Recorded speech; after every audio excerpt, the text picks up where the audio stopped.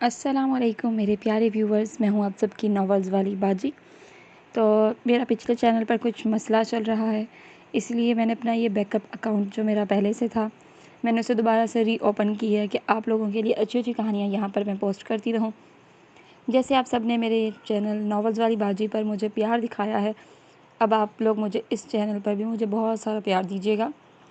ہم شروع کرتے ہیں آج کا ناول، بہت چھوٹا سا اور اچھا سا ناول ہے۔ یہ میری ایک فرینڈ نے لکھا ہے، بہت ہی اچھی فرینڈ ہے۔ اوکے چلیے شروع کرتے ہیں۔ اماں اب آ بھی جائیں، ابا باہر کھڑے ہی آبا صاحب کا ہی انتظار کر رہے ہیں۔ میں منہ بناتے ہوئے اماں کو بیزاری سے کہنے لگی۔ اماں نے اپنا پرس اٹھاتے ہوئے مجھے جواب دیا، آ رہی ہوں، بس 2 منٹ۔ میں بھی اتنی دیر میں باہر چلی گئی اور اماں بھی میرے پیچھے پیچھے آ گئی۔ اب ہم دونوں گاڑی میں بیٹھ گئے۔ جاتے ہوئے میں بے انتہا خوش تھی، مگر قسمت کو کچھ اور ہی منظور تھا۔ ابھی آدھی راستے میں پہنچے ہی تھے کہ ایک تیز رفتار ٹرک ہمیں اپنی طرف آتے ہوئے دکھائی دیا۔ میں ٹرک کو اپنی طرف آتے ہوئے دیکھ کر زور زور سے چلانے لگی۔ ابا نے بہت کوشش کی بریک لگانے کی، مگر بریک نہیں لگی اور وہ تیز رفتار ٹرک ہماری گاڑی کے اوپر چڑھ گیا۔ اچانک سے شور سا مچ گیا، ارد گرد سے لوگ اکٹھے ہونے لگے۔ میں پوری طرح ہوش میں نہیں تھی، مگر آوازیں سن سکتی تھی۔ ہمیں گاڑی سے نکالنے لگے۔ میں کافی زخمی ہو چکی تھی اور اماں ابا بھی اب آخری سانسیں لے رہے تھے۔ ہمیں جلدی سے ہاسپٹل پہنچایا گیا۔ ہماری گاڑی بری طرح سے خراب ہو چکی تھی۔ بدقسمتی سے میرے والدین اس ایکسیڈنٹ میں وفات پا گئے اور میری زندگی ابھی اللہ نے اور لکھی تھی، اسی لیے میں بچ گئی۔ میں کافی عرصہ اس گہرے صدمے میں رہی، لیکن اس سارے عرصے کے دوران میں اپنے ہی گھر میں ٹھہری ہوئی تھی۔ اب چچا چچی مجھے اپنے گھر لے جانے کا فیصلہ کر چکے تھے۔ ان کا کہنا تھا کہ اکیلی لڑکی گھر میں اکیلے کیسے رہے گی، اس لیے مجھے اپنے ساتھ اپنے گھر لے گئے اور گھر پر تالا لگ گیا۔ گھر پر تالا لگ جانے سے میرا دل بہت اداس ہو گیا، مگر چچا چچی مزید مجھے وہاں پر رکنے مت دیتے۔ میرے چچا چچی بہت اچھے تھے، انہوں نے کبھی مجھے والدین کی کمی محسوس نہیں ہونے دی۔ وہ میرا ہر طرح سے بہت خیال رکھتے تھے۔ انہوں نے میری پڑھائی کا بھی فیصلہ کر لیا تھا کہ میں دوبارہ یونیورسٹی پڑھنے جاؤں گی اور میری فیس چچا دیں گے۔ ان کا ایک بیٹا بھی تھا جس کا نام سرفراز تھا، مگر وہ گھر پر نہیں رہا کرتا تھا، وہ ڈاکٹر بن رہا تھا اور گھر سے باہر ہاسٹل میں رہا کرتا تھا۔ وہ ایک بہت سنجیدہ سا انسان تھا، بہت کم گھر میں آیا کرتا تھا، مگر جب بھی آتا کسی سے بات نہ کرتا۔ چچا نے اب میری پڑھائی شروع کروا دی تھی۔ میں نے گریجویشن میں دوبارہ سے داخلہ لے لیا تھا۔ گریجویشن کرنے کے دوران ہی میری ایک سہیلی بن گئی تھی۔ ایک روز ہم یونیورسٹی میں بیٹھے ہوئے تھے تو کہنے لگی، تمہیں اپنے چچا کا بیٹا سرفراز کیسا لگتا ہے؟ وہ سموسہ کھاتے ہوئے سرسری سی نگاہ مجھ پر ڈالتے ہوئے پوچھنے لگی۔ میں نے کہا کبھی سوچا ہی نہیں اس بارے میں۔ کہنے لگی اچھا لڑکا ہے۔ میں نے کہا تو میں کیا کر سکتی ہوں، اچھا ہے تو؟ کہنے لگی تمہارے ماں باپ تو ہیں نہیں جو تمہارے لیے اچھا رشتہ ڈھونڈیں گے، اگر کبھی چچا چچی کہیں تو چپ کر کے سرفراز سے شادی کر لینا۔ میں اسے کہنے لگی وہ کبھی بھی شادی نہیں کرے گا مجھ سے، وہ کافی سنجیدہ انسان ہے، وہ جب بھی شادی کرے گا اپنی زندگی کا ساتھی اپنی مرضی سے انتخاب کرے گا۔ میری اس بات کو سن کر علینا میری طرف دیکھنے لگی اور کہنے لگی، ٹھیک ہے میں تمہیں ایک مشورہ دے دیتی ہوں۔ وہ میری بھلائی ہی چاہتی تھی۔ اس نے بہت افسردہ لہجے سے مجھے کہا، جو تمہیں ٹھیک لگے تم وہی کر لینا، اچھی دوستیں کبھی غلط مشورہ نہیں دیا کرتی۔ اب یونیورسٹی کا وقت ختم ہوا جاتا تھا۔ ہم دونوں نے بیگ اٹھایا اور یونیورسٹی کے گیٹ سے باہر آ گئی۔ ابھی میں نے کندھے سے بیگ ہی اتار کر رکھا تاکہ میں نے چچا جی کو کچھ باتیں کرتے ہوئے سنا کہ ہم سرفراز کی شادی زینب سے کروا دیتے ہیں، گھر کی بیٹی گھر میں رہے گی۔ میں پردے کے پیچھے کھڑی تھی، بہت غور سے ان کی باتیں سن رہی تھی۔ مجھے فراز اچھا لگتا تھا اور اس کی بے رخی کی وجہ سے میں زیادہ بات نہیں کر پائی تھی۔ وہ گھر میں آتا تھا تو ایک نظر بھی نہیں ڈالتا تھا مجھ پر، مگر چچا چچی کہہ رہے تھے اس بار سرفراز گھر آئے گا تو اس سے بات کریں گے کہ اب تمہاری شادی ہم زینب سے کر دیں گے۔ یہ سن کر میں دل میں تو خوش ہوئی، مگر مجھے یہ خیال آیا کہ سرفراز نہیں مانیں گے، کیونکہ وہ گھر آتے تھے تو کبھی کسی سے بات نہیں کرتے تھے اور نہ میری طرف دیکھتے تھے۔ یہ اس بات کا ثبوت دیتے تھے کہ وہ مجھ میں کوئی دلچسپی نہیں رکھتے۔ خیر وقت گزرتا گیا اور میرا گریجویشن بھی کمپلیٹ ہو گیا۔ سرفراز ہاسٹل سے گھر آئے ہوئے تھے۔ چچا اور چچی نے کھانے کی ٹیبل پر سرفراز سے کہا، رات کو ہم دونوں کو تم سے کچھ بات کرنی ہے۔ کہنے لگی تو یہیں کر لیجئے۔ اس نے چاولوں سے بھرا چمچ منہ میں ڈالتے ہوئے کہا۔ چچا نے ہچکچاتے ہوئے کہا کہ نہیں، تم کمرے میں آ جانا۔ سرفراز کہنے لگا، ٹھیک ہے آ جاؤں گا۔ انہوں نے ایک سرسری سا جواب دیا اور دوبارہ کھانا کھانے میں مصروف ہو گئیں۔ رات ہوئی تو مجھے چچا چچی کے کمرے سے بحث کی آوازیں آنے لگی۔ میں نے کمرے سے باہر جا کر دیکھا تو چچا اور چچی سرفراز سے بحث کر رہے تھے مجھ سے شادی کرنے کے لیے۔ حقیقت میں وہ مجھ سے شادی نہیں کرنا چاہتا تھا، مگر چچا اور چچی نے ان پر بہت دباؤ ڈالا تھا۔ میں چپ چاپ کھڑی رہی اور یہ سب دیکھتی رہی۔ اس دوران مجھے کسی نے بھی نوٹس نہیں کیا، کسی کو معلوم ہی نہیں ہوا کہ میں ان کی تمام باتیں سن چکی ہوں۔ میں تمام باتیں سن کر اپنے کمرے میں واپس آ گئی اور بیڈ پر سیدھا لیٹ گئی تھی اور کمرے کی چھت کو غور غور سے گھورنے لگی۔ مجھے کچھ سمجھ نہیں آ رہا تھا کہ اب میں یہ سب کچھ دیکھ کر کیا کہوں، کیونکہ میں جانتی تھی کہ چچی صبح ہوتے ہی مجھ سے ضرور بات کریں گی۔ میں بغیر کسی نتیجے پر پہنچتے ہی میری آنکھ لگ گئی۔ فجر کی اذانیں ہو رہی تھیں، دور دور سے سب مسجدوں سے اذانوں کی آوازیں آ رہی تھیں۔ میں نے اذان سنی اور اس کے بعد نماز کے لیے کھڑی ہو گئی۔ اتنی ہی دیر میں صبح کی لو پھوٹنے لگی اور میں جانتی تھی کہ چچی میرے پاس ضرور آئیں گی، مگر میں اب تک کسی نتیجے پر نہیں پہنچ پائی تھی کہ میں ان کو کیا جواب دوں گی۔ اب مکمل طور پر صبح ہو گئی تھی اور میں اپنے بیڈ پر بیٹھی ہوئی تھی کہ اتنے میں چچی میرے پاس آئی اور کہنے لگی، زینب۔ میں نے کہا جی۔ وہ بہت ہی پیار سے میری طرف دیکھ رہی تھی۔ میں نے کہا جی۔ چچی بولیں۔ مجھ سے بات کرنے میں تھوڑا ہچکچا رہی تھی۔ انہیں یوں لگتا تھا کہ وہ کہیں مجھ پر اپنا فیصلہ مسلط نہ کر دیں، مگر میں تو پہلے سے ہی سرفراز سے شادی کرنا چاہتی تھی۔ وہ کہنے لگی، زینب، اس جمعے تمہارا نکاح ہے اور ہم سرفراز سے تمہاری شادی کر رہے ہیں اور ساتھ میں ہی رخصتی کر دیں گے۔ وہ بہت خوش ہو کر مجھے سب کچھ بتا رہی تھی۔ میں بھی سب خوش ہو گئی تھی کہ شاید چچا چچی نے سرفراز کو منا لیا ہے میرے لیے۔ جیسے ہی مجھے پتہ چلا کہ میرا نکاح جمعے کو ہے اور ساتھ میں ہی رخصتی ہے تو میں سارے واقعات رات والا بھول گئی۔ مجھے یوں لگا جیسے سرفراز شادی جلدی نہیں کرنا چاہتے تھے، اس وجہ سے بحث ہو رہی تھی۔ ہلکی سی مسکراہٹ دی اور کہا کہ جیسے آپ کو ٹھیک لگے، میں آپ کی بات پر راضی ہوں۔ چچی کو مجھ سے اس بات کی ہی امید تھی اور وہ بہت خوش ہوئیں اور اتنی بات کر کے وہ میرے کمرے میں چلی گئیں۔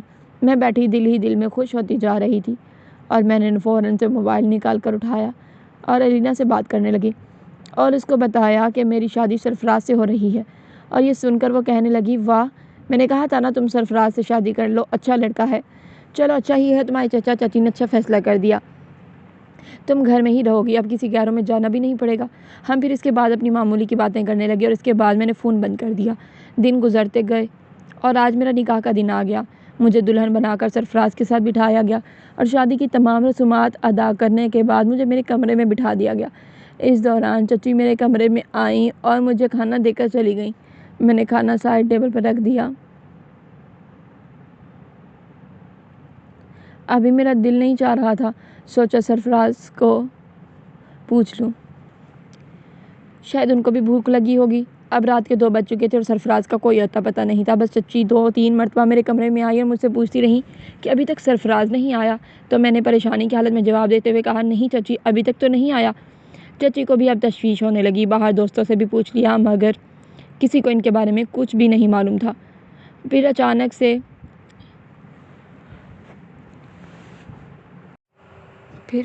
سے ایک سیکنڈ معلوم تھا، ان کے بارے میں کچھ بھی نہیں معلوم تھا۔ رات کے 2 بج چکے تھے۔ اچانک سے کمرے کی دروازے پر دستک ہوئی۔ میں دونوں ہاتھوں سے لہنگے کو اٹھاتے ہوئے دروازے کو کھولنے کے لیے گئی۔ جب دروازہ کھولا تو آگے سرفراز کھڑے تھے۔ میں نے ان کو خوشی سے دیکھتے ہوئے کہا، میں کب سے آپ کا انتظار کر رہی تھی۔ انہوں نے مجھے ہلکا سا دھکا دیتے ہوئے پیچھے کیا۔ میں نے کہا کیا ہوا؟ کہنے لگے، میرا انتظار کیوں کر رہی تھی؟ تو شرماتے ہوئے میں کہنے لگی کہ آج ہماری زندگی کی سب سے خوبصورت رات، مطلب سہاگ رات ہے اور اب آدھی رات تو گزر چکی ہے۔ سرفراز کہنے لگے، یہ ساری رات بھی گزر جائے گی تو مجھے کوئی فرق نہیں پڑتا، اور یہ مت سمجھو کہ میں تمہارے پاس یہ رات منانے آیا ہوں۔ میں نے حیرت سے ان کی طرف دیکھا اور کہا، کیا مطلب آپ کا؟ کہنے لگے، مطلب یہ کہ میں تم سے شادی نہیں کرنا چاہتا تھا۔ اس بات کا تمہیں اچھے سے پتہ ہوگا۔ وہ غصے سے دانتوں کو بھینچتے ہوئے مجھے کہنے لگے۔ میں نے حیرت سے ان کو دیکھا۔ میں نے کہا، نہیں، مجھے ایسا کچھ نہیں معلوم تھا۔ اب میں نے ان سے جھوٹ بولا کہ میں ان سب سے ناواقف تھی، لیکن حقیقت میں مجھے سب معلوم تھا، مگر مجھے یہ نہیں معلوم تھا کہ وہ اب بھی یہی چاہ رہے ہیں۔ وہ اب میرے قریب آ گئے، اتنا قریب کہ ہم دونوں ایک دوسرے کی سانسوں کو سن سکتے تھے۔ میں یہ سب دیکھ کر دل ہی دل میں خوش ہو گئی کہ شاید ان کا دل پگھل گیا ہے۔ مجھے دیکھ کر میں ایک بے حد حسین لڑکی تھی، پوری کی پوری ایک حسن کا مجسمہ تھی، مگر وہ تو کچھ اور ہی چاہ رہے تھے۔ کچھ اور ہی کرنا چاہ رہے تھے میرے ساتھ، مگر مجھے اس بات کا بالکل اندازہ نہیں تھا جو انہوں نے میرے ساتھ کیا۔ وہ میرے قریب آ کر کہنے لگے مجھے تم میں کوئی انٹرسٹ نہیں اور میں تمہیں چھوڑ کر جا رہا ہوں ہمیشہ ہمیشہ کے لیے۔ وہ یہ سب میری آنکھوں میں آنکھیں ڈال کر کہہ رہے تھے اور میں بہت غصے سے کہہ رہے تھے۔ میں یہ سب سن کر ایک دم سے ڈر گئی۔ میں نے کہا مجھے چھوڑ کر نہیں جا سکتے۔ میں نے ہاتھ جوڑ کر ان سے التجا کرتے ہوئے کہا۔ کہنے لگے میں تمہارے ساتھ نہیں رہ سکتا، نہ میں تمہارے ساتھ شادی کرنا چاہتا تھا۔ ابا نے زبردستی تم سے شادی کروا دی ہے۔ ابا نے جب میری بات نہیں مانی تو میں نے تم سے شادی کر لی، مگر میں آج جا رہا ہوں اور کبھی لوٹ کر بھی نہیں آؤں گا۔ جب تک تم اس گھر میں ہو رہا تم بھی میرے انتظار میں مت بیٹھی رہنا۔ جلد ہی تمہیں طلاق کے باقاعدہ کاغذات بھیج دوں گا۔ وہ مجھے دلہن بنا کر چلا گیا۔ میں پھوٹ پھوٹ کر رونے لگی۔ مجھے روتے روتے صبح کے 5 بج گئے تھے۔ دور دور سے فجر کی اذانوں کی آوازیں آنے لگی تھیں۔ میں اپنے عروسی لباس میں ہی ساری رات گزار بیٹھی۔ صبح ہوئی تو لباس تو تبدیل کر لیا۔ جب چچی میرے کمرے میں آئی تو میں نے انہیں رو رو کر ساری بات بتائی۔ یہ سب سن کر چچی بھی رونے لگیں، کہنے لگی یہ سب ہمارا ہی قصور ہے۔ وہ خود کو قصوروار ٹھہرانے لگی کہ اگر ہم سرفراز پر دباؤ نہ ڈالتے تو آج وہ تمہیں کبھی بھی چھوڑ کر نہ جاتا۔ اس کے بعد میں ہر دن سرفراز کا انتظار کرتی رہی کہ شاید وہ لوٹ کر آ جائے، مگر ایک دن میں چھت پر جا کر بیٹھ گئی۔ ہمارے ساتھ والے پڑوسی چھت پر ایک لڑکا بیٹھا تھا جو کہ پڑھائی میں مشغول تھا۔ میں نے اس کو دیکھا تو وہ بہو سرفراز کی طرح دکھتا تھا۔ میں تو اس کو دیکھ کر ایک دم سے چونک گئی۔ اس نے بھی میری طرف سرسری سی نظر ڈالی اور دوبارہ اپنی پڑھائی میں مشغول ہو گیا۔ اب میں باقاعدگی سے چھت پر جانے لگی اور اس کو روزانہ دیکھتی رہتی تھی۔ مجھے اس کو دیکھنے کی عادت ہو چکی تھی۔ اگر میں چھت پر نہ جاتی تو ایک عجیب سی بے چینی میرے دل میں اترتی رہتی۔ مجھے نہیں پتا تھا میں اس کو کیوں دیکھنے جاتی ہوں، کیوں وہ خاص تھا جو میں اس کو دیکھنے جاتی تھی۔ شاید اس میں سرفراز نظر آتے تھے مجھے۔ ایک دن تو علینا بھی میرے ساتھ چھت پر چلی گئی، کہتی دیکھو تو کون ملتا ہے سرفراز بھائی سے۔ علینا بھی اسے دیکھ کر سٹپٹا سی گئی۔ کچھ وقت گزارنے کے بعد ہم دونوں نیچے آ گئے۔ اگلے دن پھر شام ہوئی تو میں چھت پر جا کر بیٹھ گئی۔ وہ بھی معمول کے مطابق چھت پر آ کر پڑھائی کرنے لگ گیا۔ آج میں نے سوچا کہ میں اسے پوچھوں گی کہ یہ اتنی باقاعدگی سے کیا کرنے آتا ہے۔ میں نے اس کو ہاتھ کے اشارے سے اپنی طرف بلایا تو وہ کہنے لگا میں نے کہا ہاں۔ جب وہ میرے قریب آیا تو میں نے پوچھا کہ تم یہاں روزانہ کیا کرنے آتے ہو؟ کہنے لگے میں تو اپنی پڑھائی کرنے آتا ہوں۔ اس نے مجھے بہت ہی عجیب انداز سے جواب دیا۔ کہنے لگا آپ یہاں کیا کرنے آتی ہیں روزانہ؟ تو میں نے کہا میں تو ہوا کھانے آتی ہوں۔ نیچے بیٹھے بیٹھے دل گھبرانے لگتا ہے تو اوپر آ کر تازہ ہوا میں بیٹھ جاتی ہوں۔ تو وہ ایک سرسری سی نگاہ مجھ پر ڈالتے ہوئے کہتا ہے اچھا ٹھیک ہے۔ اب میں نے اس سے اس کا نام پوچھا تو کہنے لگا سرفراز۔ میرے تو دل جیسے مٹھی میں ہی آ گیا۔ یہ سن کر زور زور سے دل دھڑکنے لگا۔ میں نے کہا سرفراز؟ تو کہنے لگا کیا ہوا، آپ کو نام پسند نہیں آیا؟ تھوڑا سا شک میں مبتلا ہوتے ہوئے وہ کہنے لگا۔ میں نے کہا نہیں ایسی کوئی بات نہیں ہے۔ اب روزانہ ہم لوگ چھت پر جایا کرتے تھے اور وہ بھی باقاعدگی سے آتا تھا۔ ہم دونوں میں بے تکلفی تھوڑی سی بڑھ چکی تھی اور وہ MBA کے امتحان کی تیاری کر رہا تھا۔ اس دوران اس نے مجھے کہا کہ مجھے آپ اچھی لگنے لگی ہیں، اس لیے میں بھی روز اوپر آ جایا کرتا تھا، مگر میں بتاتے ہوئے تھوڑا سا ہچکچاتا تھا۔ اب اس نے یہ بات کرتے ہوئے تھوڑا سا ہچکچایا۔ میں مسکراتے ہوئے کہنے لگی کہ تمہیں واقعی میں اچھی لگتی ہوں؟ تو کہنے لگا جی بالکل، میں MBA کا امتحان پاس کر لوں تو اماں کو بھیجوں گا آپ کے گھر۔ میں بے انتہا خوش ہوئی اور اس کو مسکراہٹ سے کہنے لگی تم واقعی اپنی اماں کو بھیجو گے میرے گھر اور کبھی مجھے چھوڑ کر تو نہیں جاؤ گے؟ میں اب فکر کرنے کے انداز میں اس سے کہنے لگی آپ کو یقین نہیں ہے مجھ پر؟ میں اس سے کہنے لگی کہ نہیں ایسی کوئی بات نہیں ہے۔ کہنے لگا آپ کو لگتا ہے مردوں پر اعتبار نہیں ہے؟ اس نے تھوڑا سا شرارتی انداز میں مجھے جواب دیتے ہوئے کہا۔ میں نے کہا نہیں ایسی کوئی بات تو نہیں ہے۔ اب اس نے مجھ سے وعدہ کر لیا تھا کہ وہ اپنی اماں کو میرے گھر بھیجے گا اور پھر ہمارا رشتہ ہو جائے گا۔ ہم معمول کے مطابق روزانہ چھت پر جاتے اور ڈھیر ساری باتیں کیا کرتے تھے۔ ایک دن صبح 7 بج رہے تھے، دروازے پر کسی نے دستک دی۔ دستک دینے پر میں نے پوچھا کون ہے تو باہر ڈاکیا کھڑا تھا۔ کہنے لگا باجی میں ہوں، آپ کے نام کوئی پیپرز آئے ہیں۔ تو میرا ماتھا وہیں پر ٹھڑک گیا۔ مجھے یقین تھا کہ یہ کاغذات طلاق نامے میں ہوں گے۔